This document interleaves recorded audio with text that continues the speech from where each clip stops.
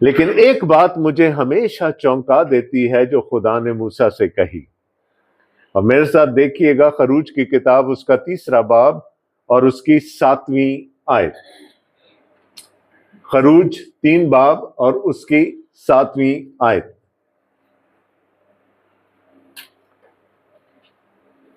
اور خداوند نے کہا، میں نے اپنے لوگوں کی تکلیف جو مصر میں ہیں خوب دیکھی۔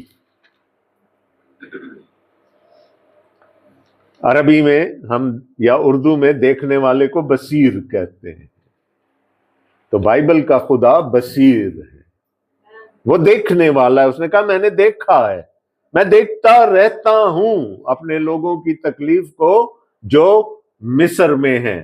نہ صرف یہ، اور ان کی فریاد جو بیگار لینے والوں کے سبب سے ہے سنی۔